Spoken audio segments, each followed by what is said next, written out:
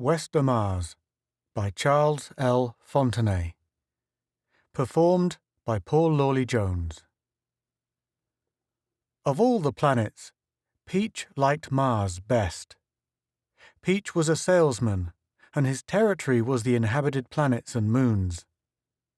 There were things he liked about each one, even Earth, but he particularly enjoyed the gentle gravity of Mars, a gravity that made him feel as though he were flying when he walked in long, easy steps, and yet didn't frighten him by letting him shoot halfway out to space. His stop at Mars in 2081 added an experience which Peach considered an extraordinary piece of luck. Having supper with Samlan Brit in Wester Mars was comparable to having tea with Shah Jahan in the Taj Mahal. The supper had been incomparable.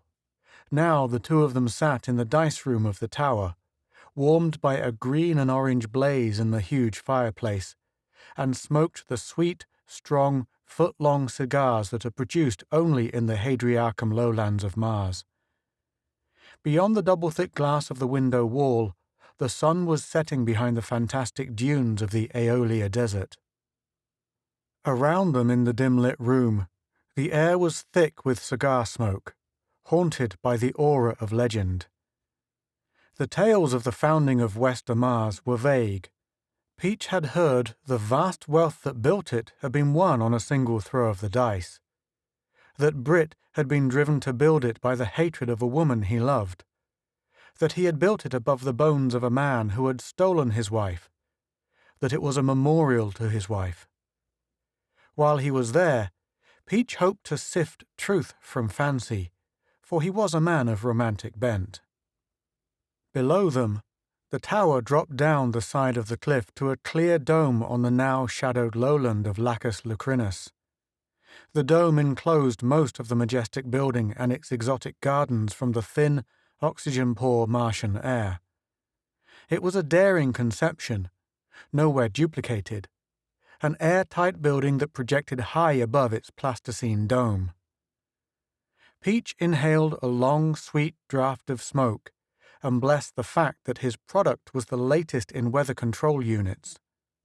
Only for such a major purchase would Samlan Brit have invited him here. "You aren't married, Mr. Brit," said Peach when the conversation provided him with an opening. "Don't you get lonesome out here, hundreds of miles from the nearest city, with no one around but robots?" "I have many tapes and films, Mr. Peach," replied Brit, smiling. He was a short, slight man with close-cropped grey hair and round, guileless eyes. "I have my gardens, and the lowland of Lacus Lucrinus, and the desert." "Even so, I'm surprised you haven't found a woman to share all this beauty and wealth with you. I'm sure there are many of them who'd be willing." "No doubt," replied Brit dryly. "But I am a man of peculiar tastes. I enjoy my own thoughts, and generally I prefer my own viewpoint unalloyed by the differing outlook of someone else. I find your company interesting for an evening, Mr. Peach, but few women could share this isolation without becoming bored and, consequently, a nuisance." Then Peach told Brit of his theory, that behind the accomplishments of every successful man, somewhere lies the influence of a woman. It might be that his mother babied him far into puberty, and he achieved things to prove his integrity as an individual. It might be that he reacted to an unhappy love affair by proving himself a better man than his more fortunate rival. "In my case, I was the only boy among 8 children," said Peach. "I chose the freedom of traveling about through space, I think, through an unconscious desire to escape from a female-dominated society. I think achievement in any field is a sublimation of the sex drive, and I understand you did not inherit any of your wealth, Mr. Brit, but amassed it all yourself." Brit was silent for a moment, contemplating the end of his cigar. "And, of course, you're curious about the conflicting stories that are spread around the system," he suggested. "Well, there was a woman, Mr. Peach, but I'm afraid what occurred has nothing to do with your theory. Wester Mars said Brit, represents a dream I have cherished, I think, since boyhood. I think the seed of the dream must have been sown when I saw the early news films of the dome cities on Luna and Mars. The dream drove me to study architecture. Man was expanding swiftly into space, and my primary interest was in extraterrestrial design. I faced a bright future.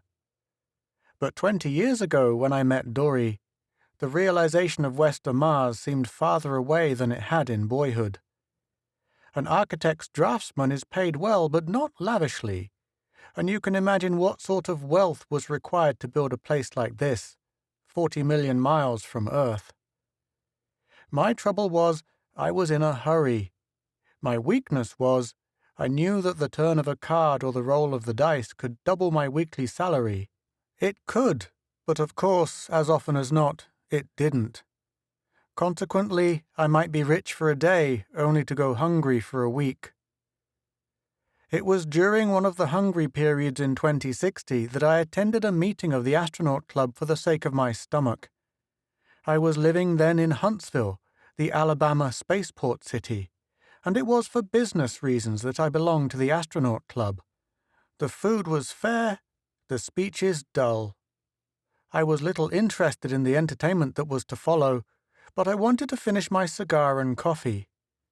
The entertainment, it turned out, was Dory.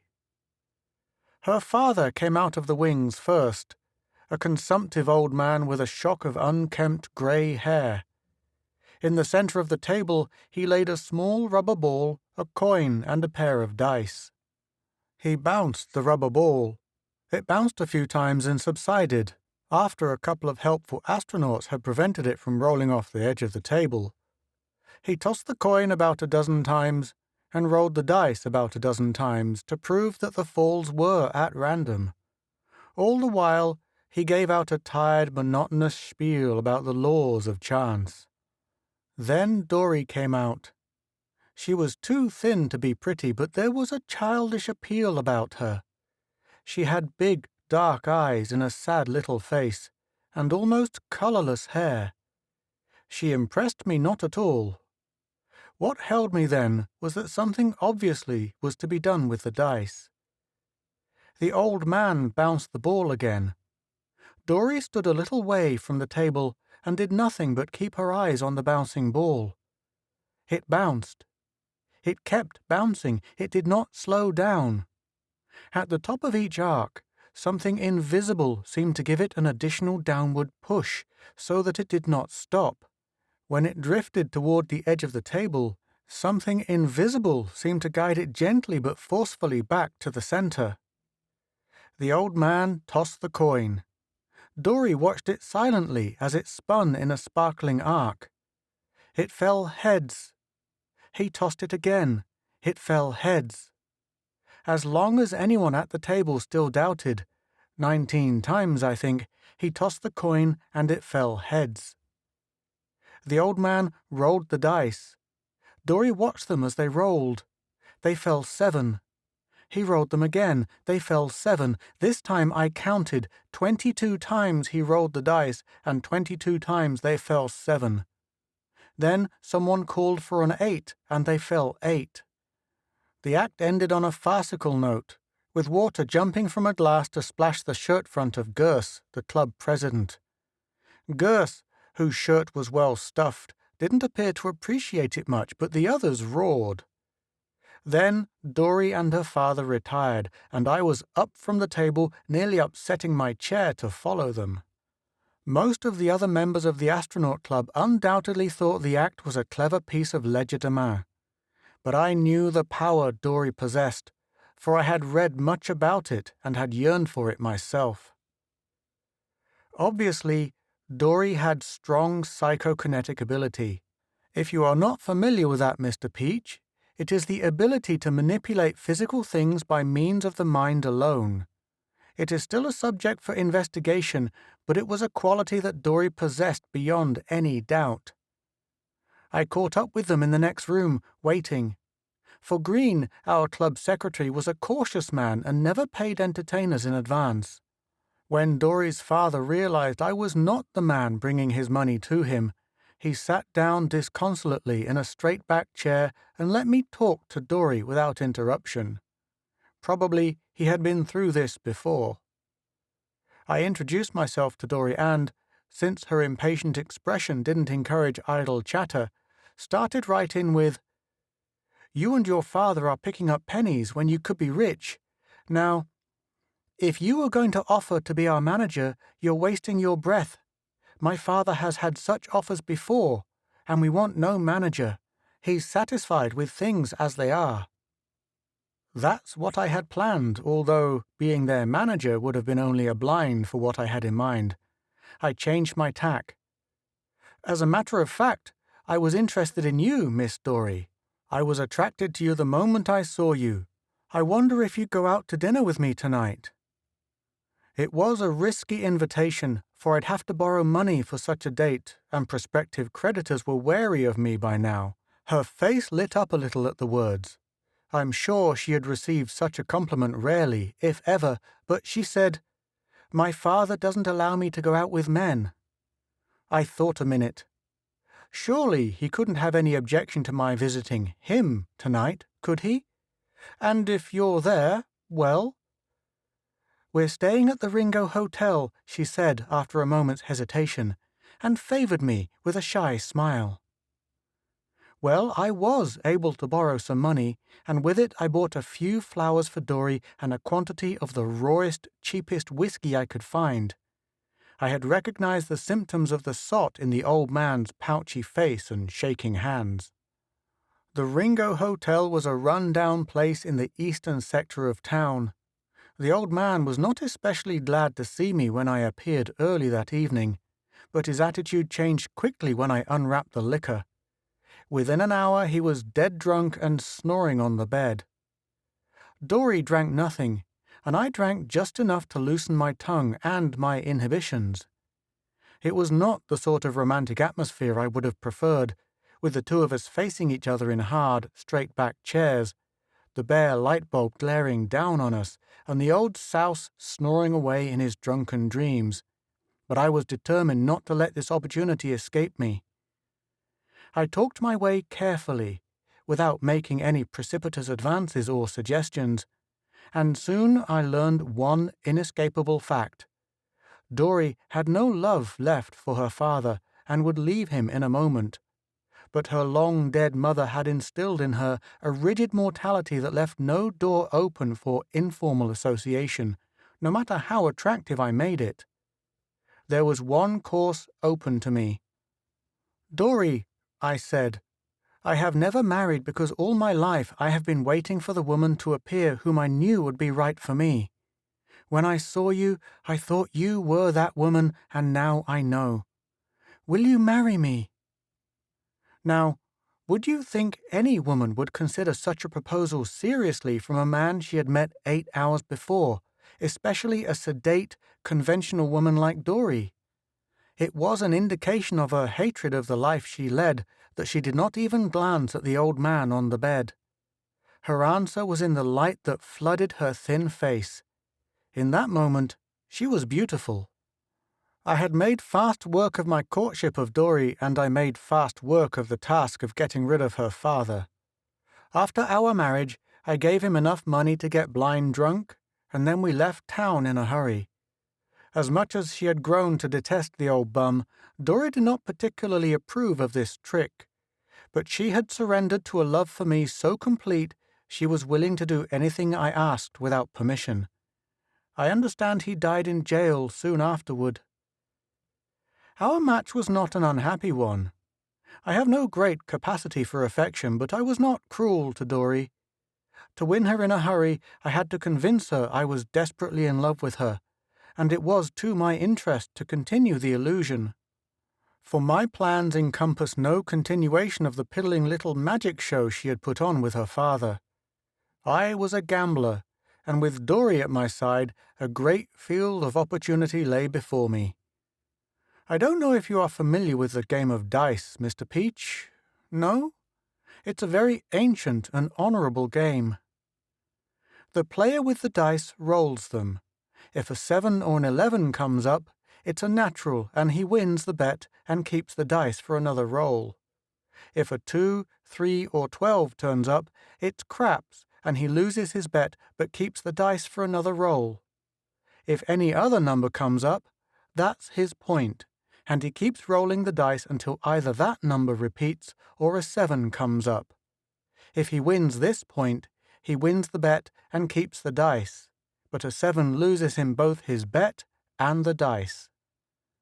Dory's method of controlling the dice was to control one of them. When they are rolled, dice rarely stop at the same instant. She would let the first one stop, then keep giving the other the necessary mental push until it reached the number that gave the combination she wanted. Since the numbers on each dice run from 1 to 6, 7 was the only number she could be sure of forcing. But if a point was set, she could prevent the dice from hitting 7 until the opportunity occurred to make the point. She was reluctant at first to use her ability in a way she felt was dishonest, but as I said, she had given herself up to adoration of me, and it took only a little affectionate persuasion to soothe her conscience into abeyance. She did what I asked, and in a remarkably short time we entered on a life of ease and luxury that was strange to both of us. No more for me the small-time gambler who folded on a bluff when only a few dollars were at stake. I knew where the big fish swam, and I went after them. Naturally, dice was my game. Since childhood, I had been an expert at cards, but cards do not lend themselves readily to psychokinetic manipulation, without the additional talent of clairvoyance, and Dory had none of that. But how she could make those dice tumble! By the time the people who had both money and the gambling instinct realized I was one of those infallible phenomena to be avoided, we were rich beyond even my dreams. Suicide and paupers were left in our wake. It seems that for every advantage a man gains in life, he is faced with a corresponding disadvantage. He must pay the piper. Here I have wealth and Wester Mars. Without Dory, well, I anticipate myself. You may not know it, Mr. Peach, but even now I might find it dangerous to be back on Earth again. It certainly was advisable for me to leave Earth at that time. Some of the men I had broken had not been left without the means to avenge themselves on me. So, Dory and I came to Mars. Those were the days before there were luxurious space liners. Laugh if you will, Mr. Peach, but they are luxurious. I haven't traveled in them, but I've gone through them at Marsport. When Dory and I came to Mars, passengers were strictly expensive cargo who slept and ate on the center deck with the crew and were told brusquely to stay out of the way if they went north of the center deck. For a modest woman like Dory, the only woman aboard on this trip, it was an ordeal. Always at least one crew member was sleeping or relaxing on the center deck, and I had to shield her with a blanket when she dressed or undressed. An inadequate towel was her only screen when she took a shower or went to the toilet. I had feared trouble because my wife would be the only woman aboard, among a dozen men, on a trip that would last for months. Those fears were groundless. I understand now that women make up an adequate percentage of the crews, but at that time they solved the problem by doctoring the food while a space. But tensions mount under such conditions, perhaps more so when their main outlet is suppressed. The terrible thing about the trip for me was the deadly monotony. The crewmen had their jobs which, surprisingly to me, kept them busy throughout their duty shifts. Dory, being a woman, was more placid than I. But for me, the monotony was torture. You must remember that, besides the lack of privacy, our food was doctored too, and we could not have lived as man and wife had we had privacy. Of course, I played cards with the crew, for there was always at least one who was off duty and not sleeping. But I had determined I would do nothing to make Mars as untenable for me as Earth had become, and I resisted the temptation to really gamble with any of them. And gambling for pennies is not card-playing to me. The man who came to my rescue at last was the astrogator, a Hawaiian named Kai. With Polynesian perspicacity, he had smuggled a personal supply of liquor aboard against regulations. The other crew members knew he took a nip regularly on off-duty hours, but they never could locate his cache. "Pretty dull, huh, Groundy?" remarked Kai as we played gin rummy with cards that insisted on floating off into the wilds of the gravityless center deck. "Maybe I can pep things up. Ever been drunk in freefall?" "No," I said. "I'm afraid I don't have your foresight." He grinned smugly. "You've got to try it once, anyhow," he said. "Maybe once will be all you'll want, though, after the hangover hits you. It makes DTs look like a grade B movie. Let's go down to the storage deck." I glanced over at Dory. She was apparently asleep in her bunk. We went below, and Kai broke out a bottle of fair whiskey from a cache behind one of the storage cabinets. He winked at me, cracked the cork, and passed it over. It didn't take long for the liquor to take hold, and I began to realize what Kai meant when he said it was an experience every man should go through once. As you know, when a spaceship is in free fall with no rockets blasting, there is no gravity at all, and you float free in space. To be drunk in free fall is to add the freedom of the alcohol to the freedom of space. You float on rosy clouds, not just mentally but physically. You swim around in nothing, airily, deliciously. There's nothing on Earth or Mars like it, because you can experience it only in space. I saw, too, why Kai would go to the storage deck to drink, even if he hadn't kept his private cache there. On the storage deck, your wild gestures won't hit some vital lever or button, and no one else can hear your ravings. For there's something about a space drunk that makes you babble. You talk your head off. You talk your heart out.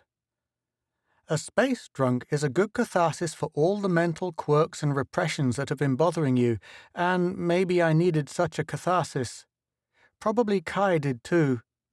At any rate, we chatted to each other like boyhood chums, telling our dreams, our aspirations, revealing our most secret vices and meannesses. I was not shocked, but duly sympathetic to learn that Kai had knifed his brother to death in his teens and had taken up space service to escape the resulting complications. Beside this revelation of fratricide, my own selfishness and my cold-blooded reasons for marrying Dory seemed tame. But I made it as strong as I could. "She thinks I love her," I shouted, laughing uproariously, and Kai laughed with me. "Think of that! I'm a brilliant, hard-headed, practical man, and look at her. Nice enough, but washed out, colorless. She's useful, she's made me rich, but if I'd pick out a woman to fall in love with..." Floating in the air as I talked, I had swung around gradually, and now my eyes fell on the companionway to the center deck above us. Dory was clinging to it, and from her expression I could tell she had heard everything I said about her. Her eyes were enormous from the shock, and her face was as grief-stricken as though I had stabbed her callously through the heart without cause. She turned without a word and left the deck. In my drunken exultation it seemed funny to me. I laughed about it and made jokes about it to Kai. I felt quite smart and heartless. Later, during the hangover, it didn't seem so funny, but, on the other hand, I was so miserable I didn't care one way or the other. Dory spoke of it to me only once, and that was just before we blasted down to Mars in the G-boat. She looked at me levelly and said, without a trace of emotion, "I hate you, Samlan. Always remember that." Mars was a wild frontier planet then, where violence was not out of the ordinary. The spirit of the adventurer and the pioneer pervaded it, as it does the outer moons today, but the frontier has its own code, which makes it safer sometimes than the steel and stone jungles of civilization. I had what I wanted now, riches, and I had no desire to be forced to leave Mars too. There was no more gambling for me, no more living on the edge of the law. I bought into several respectable business ventures, content to add to my wealth slowly. Dory and I built a home in Syrtis Major near Mars City, and lived a quiet life together. Mars at that time was a man's world. It lacked divorce laws and similar legal and social machinery for terminating unsuccessful marriages. I doubt that Dory, being what she was, would have taken advantage of such avenues anyhow. She was a good wife to me. She lacked only that former breathless adoration which had meant so little to me. A few years after we arrived on Mars, we were invited to a week-long house party at the home of a business acquaintance, Leswyl O'Dan. O'Dan's wealth was comparable to my own, and he lived here, in the lowland of Lacus Lucrinus. These house parties are not as common now as they were in the old days. At that time, they were the major social activity of the rural dwellers on Mars. One invited one's friends for a week at his private dome in the lowlands, maybe 20 or 40 at once. Then, for a year or two, he could expect to be a guest at similar parties every month or so, scattered all over the inhabited area of Mars. That's why the old homes of the wealthy out in the lowlands are so big. O'Dan didn't live in Wester Mars. I built it later. He had a square, sprawling chunk of buildings under a dome out in the center of the Lacus Lucrinus lowland. It was a crude display of raw wealth in execrable taste, with 14th century tapestries and neo-modern furniture mixed up in rooms which might be of Egypto-Cretan architecture. I saw nothing he owned to excite my envy, until, on a sage-jumping jaunt across the lowland the second day of our visit, I climbed the western cliff and saw the desert. Bleak, lonely beauty has a strong appeal for me, Mr. Peach. Perhaps it is because it strikes a chord in the bleakness and loneliness of my own heart. But I never had seen anything before, and I never have seen anything since, to match the stark beauty of those buttes in the Aeolia desert, as seen from the western cliffs of Lacus Lucrinus. It was then that the conception of Wester Mars, as it could be and should be, sprang full-blown to my mind. I tell you, Mr. Peach, I saw this place then in my imagination just as it is today, with this tower and this great window that overlooks the desert. I had to have Lacus Lucrinus, and Leswyl O'Dan owned it. When I got back to the dome, I tried to buy the lowland from him. He laughed and named a price that was beyond even my means. It was not that he was particularly fond of the place, he just didn't care to sell. I studied my man for the weakness that would give me what I wanted. He was a big man, a boisterous man who loved action and talk. He was younger than I, and handsome, with the rich good looks inherited from his black Irish ancestors. One thing I noted, and filed in my mind in case it should prove valuable. He liked Dory. He was a bachelor, as were most of his guests, for women were scarce on Mars then. He knew she was my wife, but he couldn't keep his eyes from her.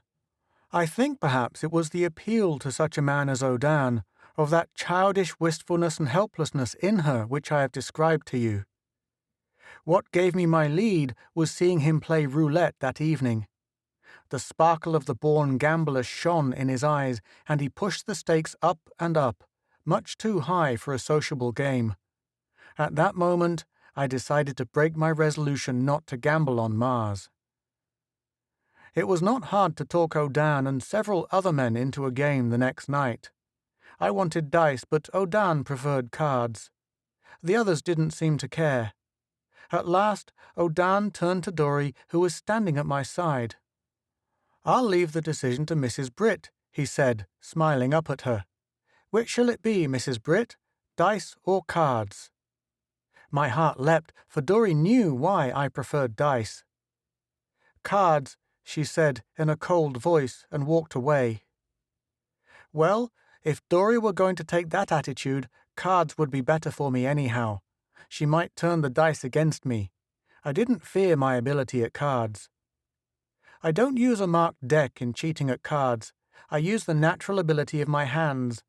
My cheating has not been detected yet, that I know about.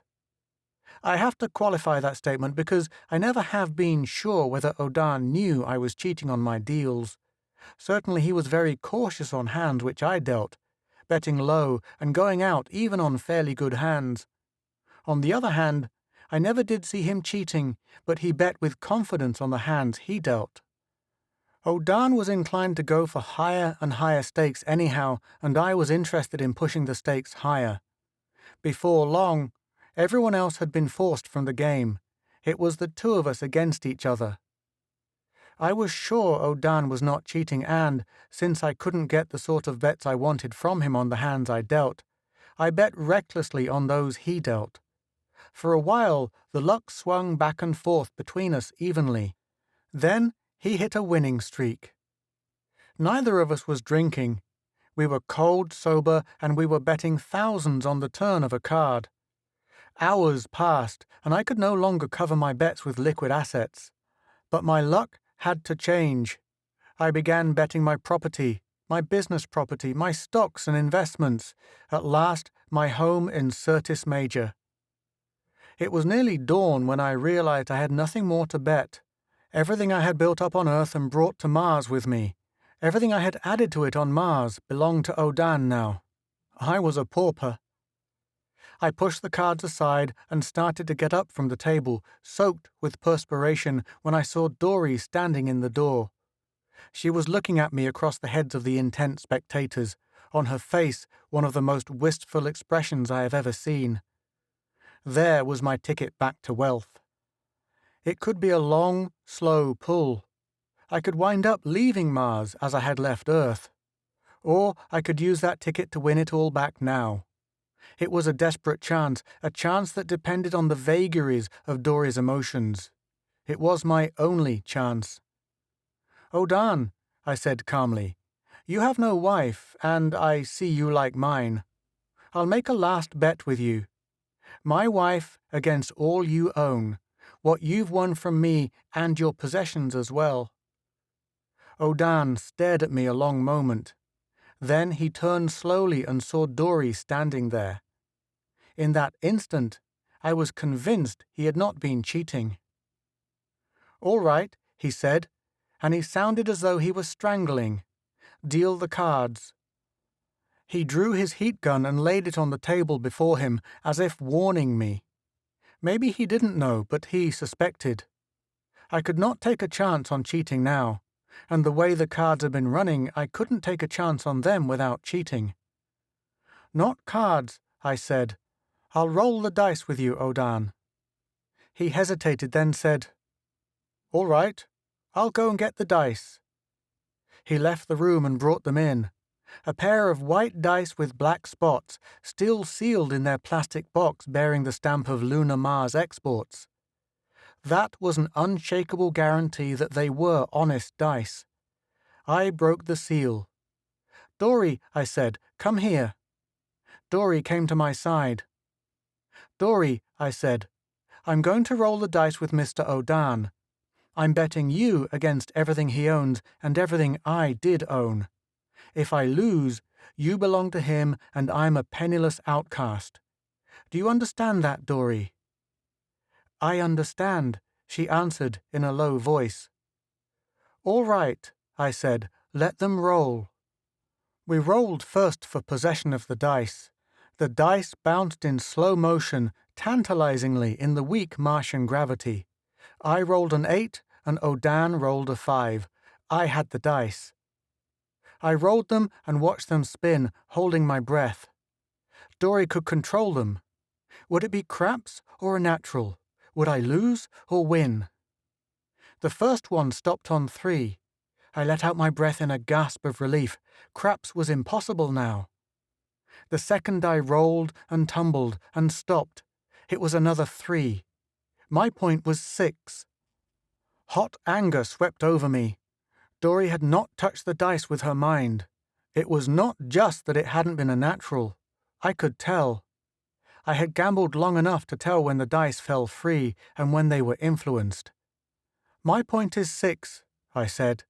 "Excuse me, O'Dan, I want to talk with my bet a minute." I took Dory into the next room. "Dory, for God's sake," I cried in a desperate undertone. "You are letting those dice roll free. Do you realize what happens to me, to us, if I don't make that point?" I gave her credit for this. She didn't rant at me, as most women would. that I had no right to bet her in a dice game like a slave. Nor did she throw up to me what she had overheard on the spaceship. She just looked at me silently, and that look told everything she could have said in words. "Dory, please," I said. I felt like getting on my knees to her.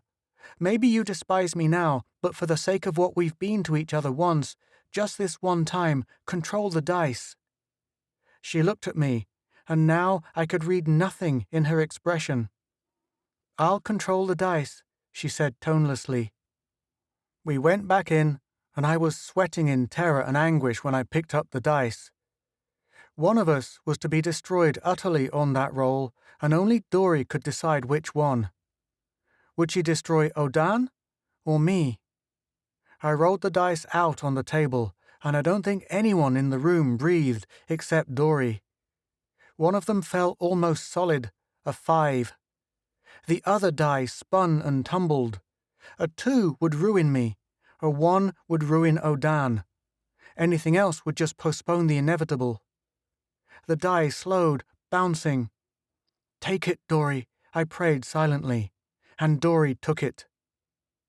The die had almost settled when it was nudged, almost as if by a physical push. It rolled over slowly to the 2. It teetered on the farther edge of the 2. It appeared about to settle back, and it rolled over to the 1. A 5 and a 1 lay there on the dice. A single black dot and a 5 on the white dice. A 6. I had won. A 6, I said. "Odan, you're a guest in my house." Odan sat there as if hypnotized, unable to take his eyes from the little black and white cubes. They rolled like loaded dice," he exclaimed in a voice that was barely audible. "They're your dice, Odan," I said. Odan got up and made a great, sweeping gesture, a gesture of defeat. He stumbled away through the crowd. Dory stood looking at me with tragic eyes, and I looked up into her white, childlike face. I knew then that I loved Dory, that I never would love another woman. Britt sat silent, staring into the flickering fire. "Mrs. Britt has passed on since then?" suggested Peach sympathetically. Britt tapped the ash from the tip of his half-smoked cigar. "Dory?" he said. "Oh, no. As far as I know, Dory's still alive. She ran away with Odan the next day." "With Odan?" gasped Peach. "Yes. She hated me, as she said. And I had been willing to gamble her while Odan had bet everything he owned for her. At that time, there was a law that no woman could leave Mars, because of the shortage of women here, you know. And he had to get a job operating a tow motor at Marsport to stay on the planet with her. Of course, I warned all my friends against gambling with him, since he had Dory. When the law was repealed, they returned to Earth, and I understand several children came of the union." "But," protested Peach, "if Dory was in love with Odan, why would she control the dice to lose the throw for him and win everything for you? I just don't understand." "Well," said Britt with a thoughtful smile, "she didn't intend to. She intended to push the die only over to the 2, giving me a 7 and winning for Odan, but, as I told you, I had not gambled before since we had been on Mars, and that was her first effort at controlling the dice since we left Earth. She just gave the dice too hard a mental push. She forgot the gravity on Mars is only 4/10 that of Earth." You have been listening to Wester Mars by Charles L. Fontenay, performed by Paul Lawley Jones.